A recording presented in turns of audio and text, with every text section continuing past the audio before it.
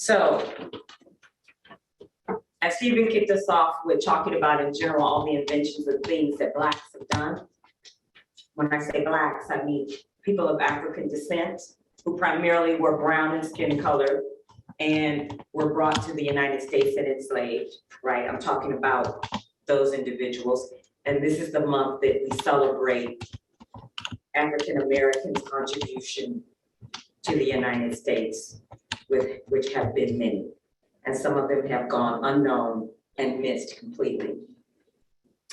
This is an individual, George Washington Carver, who I think some of you probably remember him only from Peanuts. At least that's what I remember in elementary school, some kind of kiddie story about Peanuts or something like that, but I never knew. Why are they teaching me this in school, at least on an elementary level? Then Drew and I went to the Lowell, I forget what it was like this bohemian gallery in Lowell. And we're trolling through this gallery. It's kind of like a consortium where all kinds of people bringing their artwork and whatnot. And there was this lady at the counter and she was all excited about her artwork and said, we must go to her booth. So we traipsed back to her booth and, looking at all her stuff. She did mostly portraits. Now, whether you could recognize them as people portraits or not, that's up to you. But she said they were portraits. And she had a postcard that she had designed that had a picture on it of George Washington Carver with this flowery background in the back. And I'm like, why would she do that? So later on, we talked to her and she was just enthralled about this man. She just had so much to say. I'm like, well, wait a minute, that's not the person I remember from elementary school just talking about Peanuts. So I decided to do a little research and came up with George Washington Carver, man science, man of God, the man who talks to flowers. And I know there's some florist planting people in our Zoom that do a lot with flowers and plants. I am not one of those. If I see a worm in the soil, I'm done. So I'm not a planty type person. I can't talk to them, but there's a lesson here to be learned. So let's move on with it. Now, George Washington Carver is a very important person. He is actually Dr. Carver, but before he became Dr. Carver, he was something else. And to get to the part about why he's a man of God, he routinely got up at 4 a.m. every day, walked through the woods, and asked God to reveal the mysteries of nature. He would circle in his Bible, Job 12, chapter 12, verse 7 through 8. And I use the New King James Version because, by the way, I don't think the NIV or even in the New King James was available back in the early 1900s. NIV didn't come out until 1977. And this was way before then. This is like 1890. So there was no NIV, there was no ESV, there was no NSAB. I'm talking about all these different Bible translations. They did not exist. So I decided, why don't I get rid of the yous, that thous, and these, and just give you the New King James Version. And this is what he would read. And I'm going to state it in the NIV. You can just look at it in King James Version. And he would read this verse. It would say, ask the animals, and they will teach you, or the birds of the air, and they will teach you, or they will tell you, or speak the truth up to the earth, and it will teach you, and the fish of the sea will explain to you. So here he is, a man of the earth, reading the Bible, and this speaks to him. Carver believed the earth was God's little workshop for him.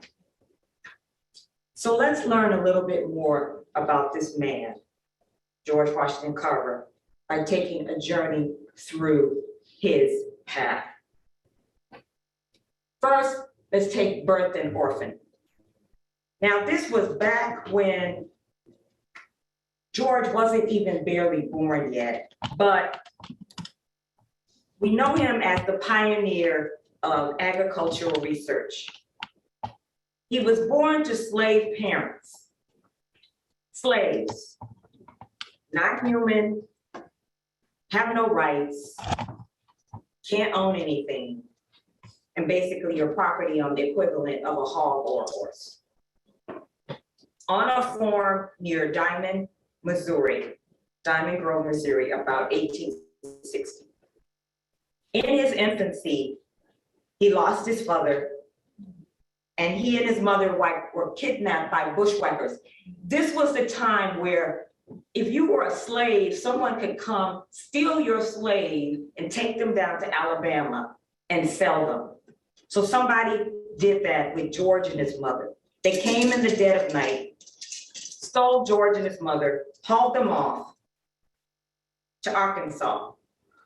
Now, Moses's slave owners weren't into this whole slavery thing. So Moses, the slave owner, actually paid money to go and get the mother and George back, and sold a horse for $300 to try to get George back from the captors. They found George, but not the mother. Now, mind you, George was an infant.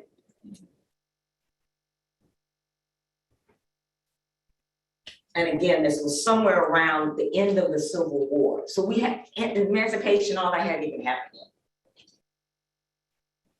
yet. Slavery. You can see here in the little map that this was a time where the United States was split up into slave states and free states. We happen to be in one of the free states, I guess you would say, here in Massachusetts, but this was the situation here that caused the Civil War, right? It's slave states, free states, who's gonna win, et cetera. United States, we're united. Just to give you a pictorial here. And this is sort of like a picture of George, a little older than actually a kid or anything like that. Just want to give you a pictorial of what he looked like in his early stages. Now, understand, Blacks couldn't read, they couldn't write. They really couldn't do anything, but George wanted to learn. He wanted to learn, and he was so interested in learning. There was no schools for Blacks. And if there was a school, you had to walk 8 miles or something to get there to another school where Black children were taught. And at that time, you only could learn like, maybe elementary school level information. But he would walk to get educated. And then after completing what he did then, he wanted to know more. And so he would travel further far afield. I mean, this is a kid. Imagine you or me walking 8 miles anywhere or even farther to get there because you want to learn. And of course, you had to only go to a Black school. You couldn't go to a white school. It was practically right in your own town. He eventually earned a high school diploma in Kansas. And that was when he became affiliated with the Presbyterian Church, which remained his denomination throughout his life. He became a college man. Little interesting thing, he actually applied to a college, George Washington. By the way, he wasn't always George Washington Carver. There was a conflict with his name, George Washington. There were so many people who had the name George Washington that he got confused. And so he said, well, I'll just take my slave owner's last name. So he added Carver to the name. So just so you know why he became George Washington Carver. But in any case, he did apply to another school, a white school. They accepted him. They actually accepted him. And then when he went to go to start classes, they were like, well, who are you? They said, I'm George Washington Carver. You accepted my application. And they told him, we don't take Blacks here. And he had to turn away and leave. But he was not determined. He went on, got admitted to Simpson College in Indianola, Iowa. He started art. He later on, he graduated BS in agriculture. Now, mind you, he's the only Black person who's even doing any of these things. And in 1984, with his hard work, he actually was appointed assistant at the College of Botany. He studied, continued to study, got a Master's of Science degree in agriculture from Iowa State College. And then later, he was invited by Booker T. Washington from the Tuskegee Institute that we know now. At that time, it wasn't called Tuskegee Institute. But he was invited, he was so knowledgeable about agriculture that Booker T. Washington said, I need agriculture school. Because that's predominantly what Blacks were doing. They were farming, doing that kind of thing. And so Booker T. Washington said, come join my faculty. And he did in 1896. And he organized the entire agriculture department. He planned the erection of the buildings and organized the classes, planned the research and experiments. He was a great educator. This is sort of like one of those games. Find George in the picture. He's up there in the picture. Maybe you can see him there with a flower on his lapel. And then there's a picture of him there where he really was an artist. He wanted to go to school for piano and art. But his advisor said, you'll never make any money in that. Why don't you go into botany or agriculture? Which is what he did, but he never forgot his painting and his art. I know Stephen's out there, he probably can relate to this because Stephen draws. And so he was an artist. He was a detail artist. He would look at the plants and draw them out meticulously. He was a plant doctor. When he was younger, because he was sickly, very sickly, and that never went away from him. He was small of size at the time. The Carvers didn't even think he would survive. He was so sickly. So he learned how to do things inside the house, in the home, and this painting, things that you could do that don't require heavy labor and muscles. So he would go out, talk to the plants, and he would learn their diseases, what's wrong with them, why they're not failing, why are they failing, why are they not thriving? And he became known, of course, now he's fully immersed in agriculture. He became a plant doctor. He would fix people's gardens, fix their plants, make them healthy again. Say, you should move that plant over there and put it over here. Oh, you should use this treatment. Your roots are dying, or whatever. Carver could sew, cook, do fine laundry, knit, crochet, weave. He made his own needles and looms for crocheting and weaving. He was thrifty, but not miserly. He mended his own clothes, made his neckties and laboratory aprons. He would not accept money in return for the suggestions that he made for the scientific problems and the industrial solutions that he came up with. He received thousands of letters from people of all races, nationalities, and they wanted his opinion on scientific questions, requesting numerous things.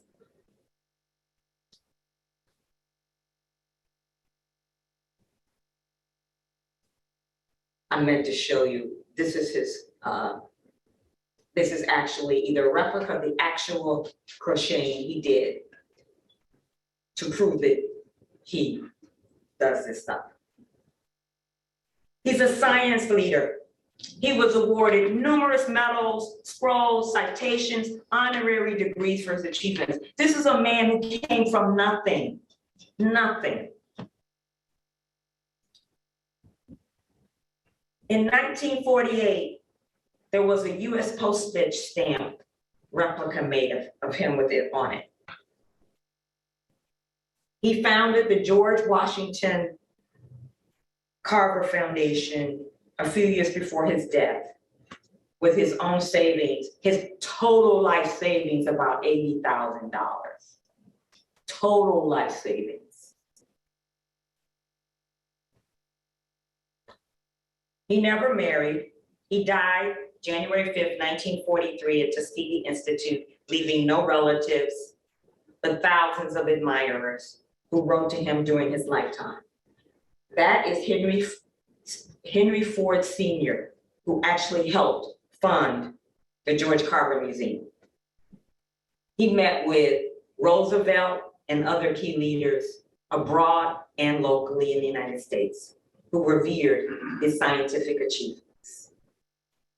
This is a man who was nearly on death, born to slave parents, and a believer in God. Why do I bring this up?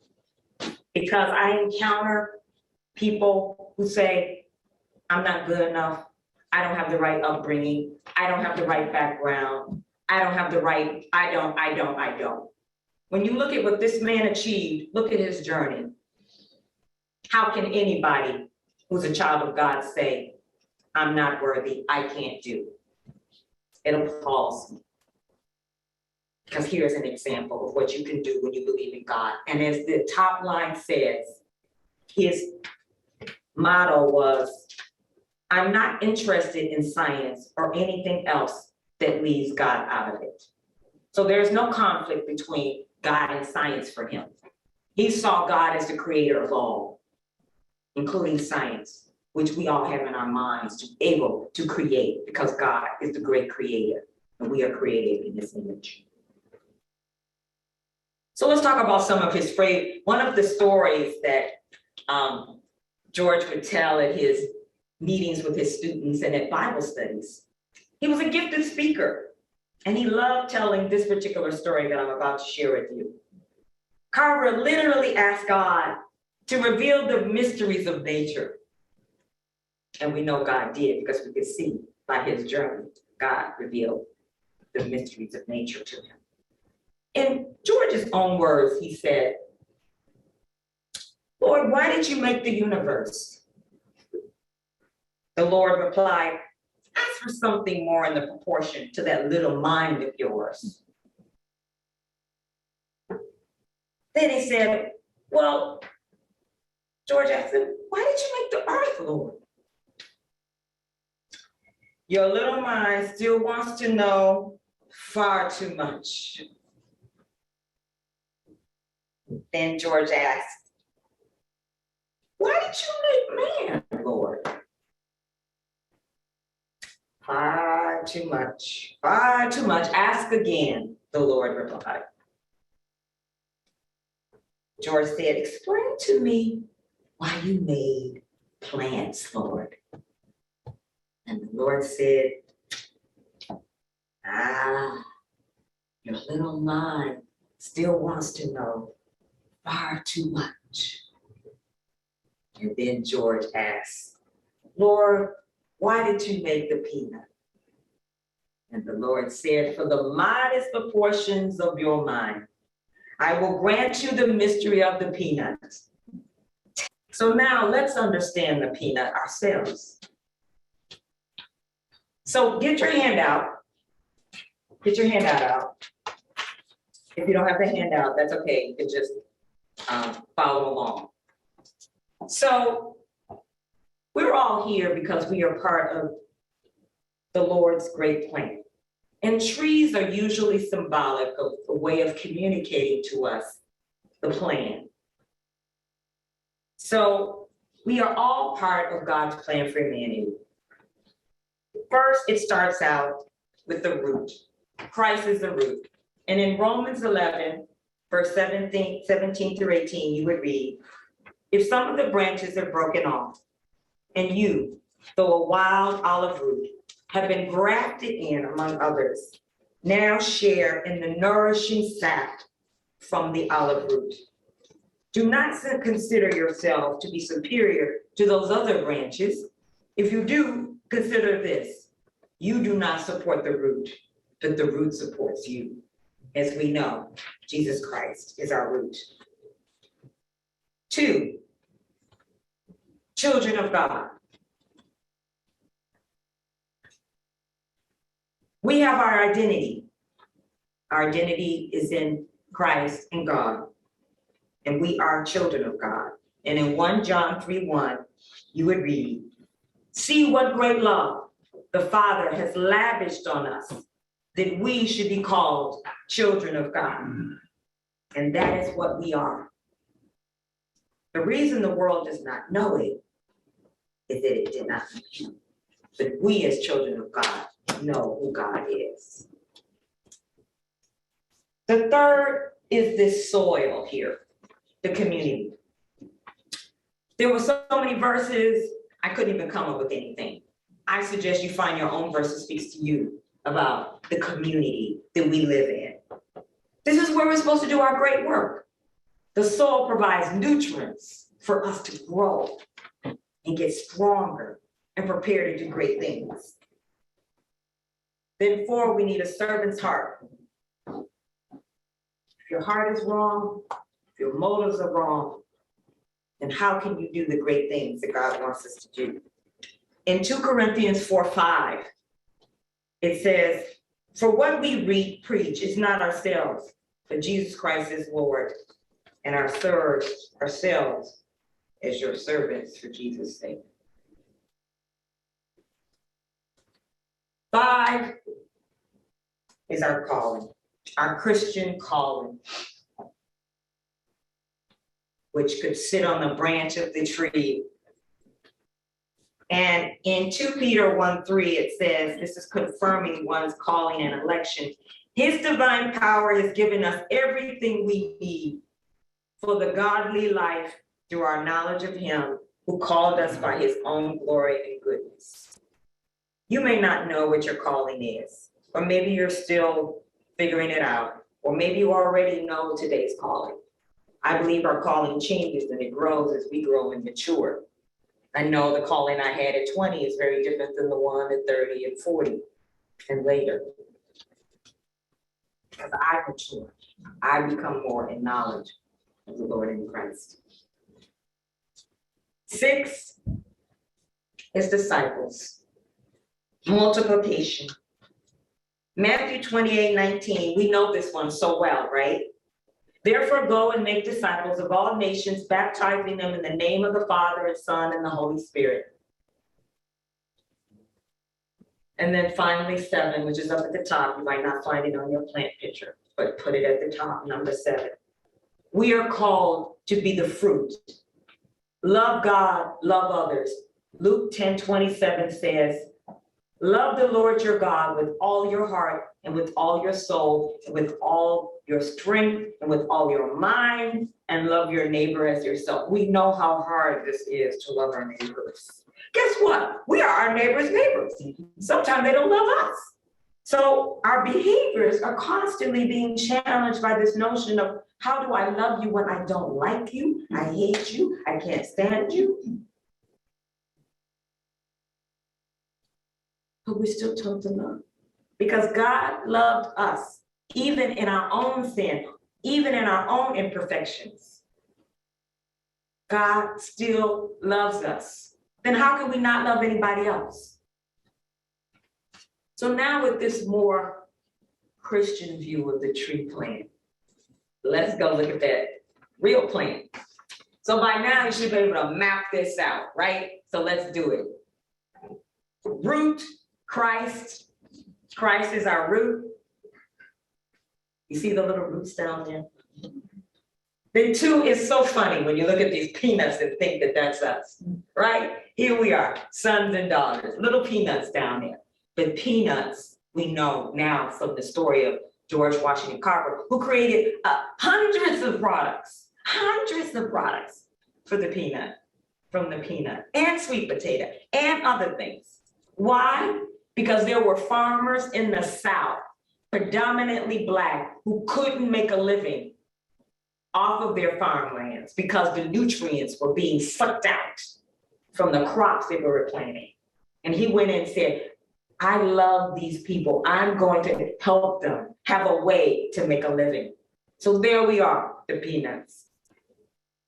Then we have the ground, which is a community that we live in. If we didn't have a community to live in, to act out God's will and purpose for us, how would we know what we're supposed to do? We need something to exist in. We need soil. And then we need the stem, that strong, firm holding point to serve out. And then the bloom, that little calling that you have that goes out and says, you can do this, be great, be wonderful. Guess what? It doesn't start out as a full-blown plant. You guys probably remember the mustard seed analogy, but this is another one. the little bloom, you see it in the spring. You walk along, you see that little bud on the plant. You're like, wow, what is that gonna be? Well, you're looking at a walnut tree, so you probably know what it's gonna be, but sometimes you don't. And then the leaf multiplying all over the place. The flowers up there that you can see. And at the top, the big peanut plant. The big plant where with all of this as a total picture, we love God, we love others, and we make disciples. So this is my take on George Washington Carver's plant and analogy to the man of God that he clearly was, and why he was able to do so many great things from such a horrible beginning.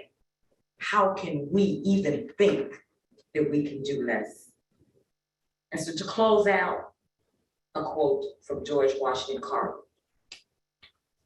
What you are is God's gift to you. What you make of yourself is your gift to God. Thank you, guys. I hope you got a little taste here of this wonderful man of God.